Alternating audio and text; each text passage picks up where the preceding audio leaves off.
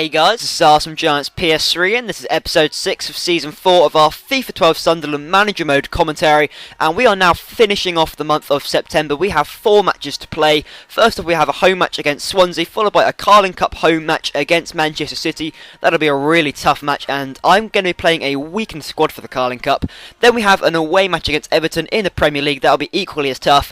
And then lastly, we have our second match in the Champions League against Sevilla, and that is also away from home, so that's also going to be a very tough fixture. Apart from the Swansea match, we have a lot of tough fixtures this episode, but in the Barclays Premier League we are top of the table with 13 points, equal on points with Arsenal, and only 3 points ahead of Manchester City, but still we are top of the table, so that's absolutely excellent. And in the Champions League we're not doing so good. We are actually bottom of the table with 0 points, with a -3 goal difference, so that's not quite as positive. But nonetheless, as voted by you guys, the goal of last episode was the Kevin Gamero goal against West Brom, so thank you very much guys for leaving a comment on that. I greatly appreciate it.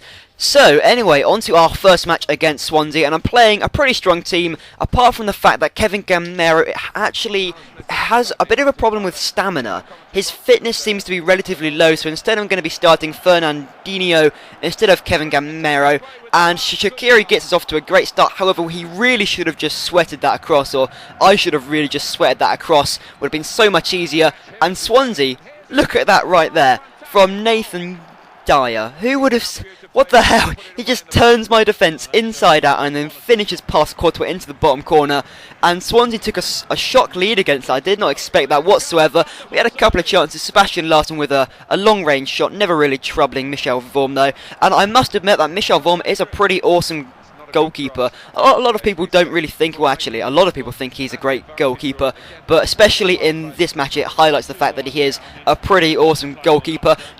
We have another chance here with Yunus Belhanda, but he shoots wide, and we were coming closer and closer. We were really cranking up the pressure, building up slowly and slowly. Lucas Podolski with his left foot just smashes it at Vorm there, and that must have hurt him to palm that out, but again that they keep it out, and it was becoming quite frustrating. But on just the edge of half-time, Lucas Podolski breaks away from the defence on his right foot this time and smashes it in the top corner, to equalise. A really nice goal there from Lucas Podolski. Michel Vorm couldn't do anything about it. And at half-time, it was Sunderland 1, Swansea 1. But I decided to bring on David Ngog. Now, this was a slightly controversial substitution, purely because a lot of you think that David Ngog is pretty shit, and I must admit, he is pretty terrible. But we have a great chance here with Shaqiri, a great through ball over the top by Lucas Podolski, tries to hit it on the volley to lob Michel Vorm, but it's never really going to happen. But of course, Swansea on their counter-attacks, they are so strong and so clinical, and Scott Sinclair just puts it into the bottom corner. And it was becoming quite frustrating, because even though I had all these chances against Swansea, and I had so many of them, Yunus Belhanda, Lucas Podolski, etc, etc, I didn't take any of them, and all it took was Swansea their 2 chances to score. And look at this from Michel Vorm, twice defending and keeping it out of his goal, just palming it away every time. And I thought, oh my god, I'm not going to win this match at all. But Shaqiri managed to pass it through, and I don't know what was going on there between the Swansea defenders. One of them just hit it at the other, came off his head or his shoulder, I don't know what it came off, and David Ngog picks his opportunity and puts it into the bottom corner. Sadly, Michel Vorm probably didn't even see it coming. I was completely surprised, and we do manage to equalise. And from that counter-attack again, Swansea must be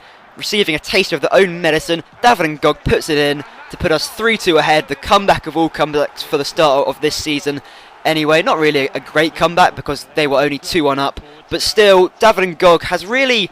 That substitution has really paid off. He scored twice, although one of the goals was, a really easy one, I must admit, but still he scored twice, and that was a pretty good substitution. Nothing else really happened at the end of the match, and at full time it was Sunderland 3-2, and a great 3 points to earn, even though it was quite hard work of it. So anyway, on to our next match against Manchester City in the Carling Cup, and as you can see by my squad, I'm not starting a lot of my first 11 team. They're quite a weakened team, although I do have a couple of star players such as Alex Oxlade-Chamberlain, who is only a substitute sometimes, but he is a great player. And also I'm starting Connor Wickham up front, and a lot of you have been telling me, even though he starts off at such a low level, he has great potential, so just keep on playing him and he will go up in level. So I thought, alright, I'll try him in the Carling Cup, and surprisingly against this really strong Man City side, they got Pato, it was actually surprisingly easy. Chamberlain here really should have smashed it in instead of going for the finesse, but I tried it anyway and it didn't come off at all. But again, Chamberlain coming down that flank,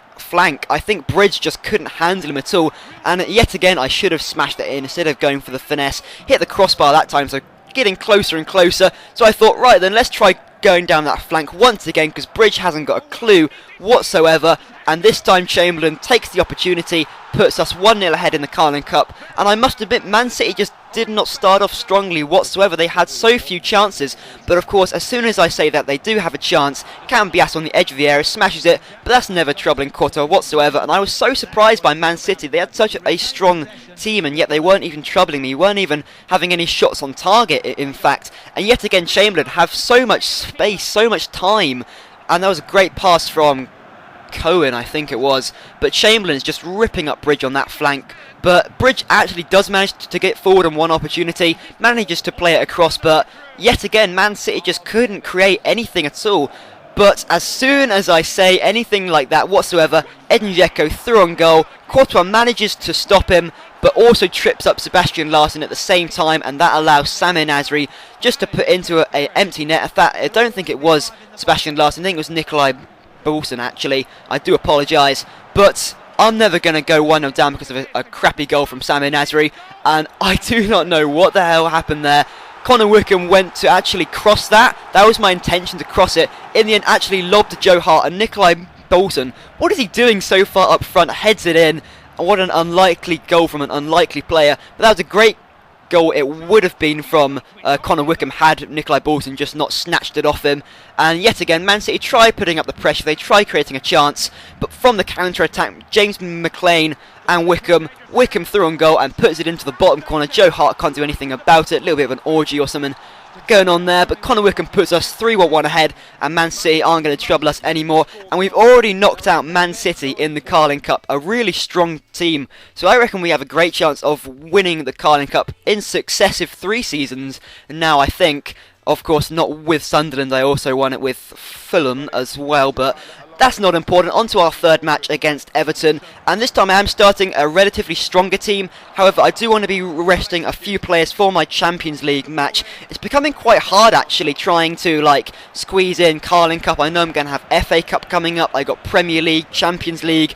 I'm really glad I signed Hovland and Chamberlain, because this is going to be so hard to play all of these fixtures with quite a relatively small squad, so hopefully those players can really help out. And I must say, Everton were a relatively hard team to play against. They were really solid, they just kept their shape every time. I couldn't just create chances against them every time, and actually Everton had a few chances of their own. Courtois called into action there from the header from Anichebe, I think it was, and at half time it was 0-0, but there were a few chances actually from Everton and myself, but we just couldn't take any of them. And Everton are just such a solid team, and Hovland right there, what a block that is. I must admit I've been starting him a lot recently, which has hampered his stamina, but he has really come into action. He's been a really crucial player for us recently.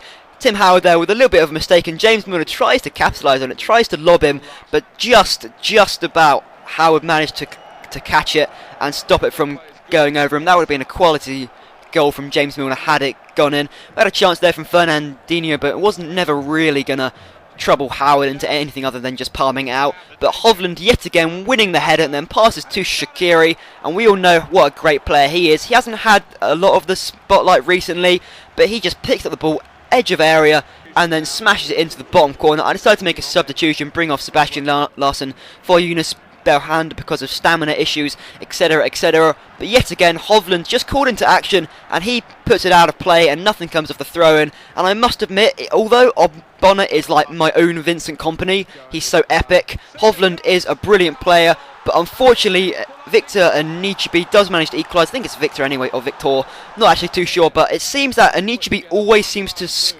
score against me. Whether I'm at Sunderland, Fulham or whatever, Anichebe will always have a chance. And look at that tackle there from Ogbonna. Everton could have gone 2-1 up, but a great tackle from him. And at full time it was Everton 1, Sunderland 1, so a pretty good point at Goodison Park. It is quite a hard stadium to go to, and I will take a point even though I was 1-0 ahead. But anyway, on to our last match in the Champions League against Sevilla, and they do have a relatively strong squad actually. I was quite surprised. I was expecting them to be quite a weak team, but they do have Mario Gomez up front. He must be reasonably old actually, but still a really clinical player. And as you see right there, Mario Gomez puts them ahead with a header. Of course, did I expect anything else? And he puts them 1-0 ahead, and playing in the Champions League, you know, I got thrashed 3-0 by Bayern Munich last episode. They are just it's such a hard competition to play in. I can play against Man City, Man United, Chelsea, Liverpool, etc, etc, and it will be quite easy sometimes. But in the Champions League, these two matches I've played have been so hard. It's so hard to create actual chances. You see Shaqiri here going through on goal. There's just no space at all to have a shot, but in the end I do manage to lay it off to Podolski, and he hits it with his wrong foot actually, quite surprised, puts it into the bottom corner. Goalkeeper comes off the post actually, goalkeeper can't do anything about it, and Shaqiri running down the flank. This is one of the few opportunities he actually had to cut in from the flank. He tries the finesse shot though, and it was never really gonna go in. I really should stop trying to finesse it and try smashing it in instead. So I had to make a few substitutions at half time. Nathaniel Klein and Lucas Podolski, because stamina was just such an issue. Nathaniel Klein literally was on the edge of just exhaustion. I had to sub him off. And that position at right back is really a position I'm going to have to strengthen up, because the only player I could sub in there was of course Nikolai Boulson. And what the hell is happening there with Kevin Gamero? Such an opportunity through on goal. He's such a clinical player, as I said last episode, although he actually took about 6 chances to score twice, as I said the wrong thing. But he had a great opportunity there and cocked it up, and at full time it did unfortunately end 1-1, which is slightly disappointing, but in the Premier League we are still on top with 17 points. Man City have actually caught up with us, only 1 point behind us, and Arsenal are also level on points, so it is becoming quite tight at the top actually. And in the relegation zone it is Everton, West Ham and Wolverhampton. In the Champions League the situation hasn't improved at all. We are still in 4th place with 1 point and a -3 goal difference, and I'm pretty sure that Bayern Munich won 2-1 against Anderlecht. And a few people wanted me to show you guys the other Champions League groups, so here they are: the Schalke and Man City on top in this one, FC Porto and Lille on top in that group there. In Group D there's Inter and Barcelona. Barcelona actually not on top, which is quite surprising. Then there's Chelsea and Marseille. A lot of these teams haven't actually played their second match yet, so we're not quite sure about that one. And there's Zenit Juventus, Real Madrid, Benfica, Spartak Moscow and FC Basel, Man United, PSG, Olympiacos and AS Roma. And that is all the Champions League groups. And now time for goal of the episode. It is your chance to leave a comment on which goal in this episode you think should be goal of the episode. We have that Xherdan Shaqiri goal, that was a pretty awesome goal, and of course the Nikolai Boulson goal, which should have been Connor Wickham's goal actually, but stolen from him. So please leave a comment on which one you think should be goal of the episode. I'll be greatly interested to see you guys' opinion. And as player of the episode, this is quite a hard one to pick. I couldn't really choose someone who was like a really obvious player of the episode, but if I had to choose anyone, it would have to be Hovland. He was a really great player, especially in the Everton match. He won the header and played it off to Shaqiri to allow us to score that goal, so that was quite important. So anyway guys, thanks for watching this episode. I hope you enjoyed it, and if you did, please leave a thumbs up, because it really helps us out and all that good stuff. So thank you very much for watching.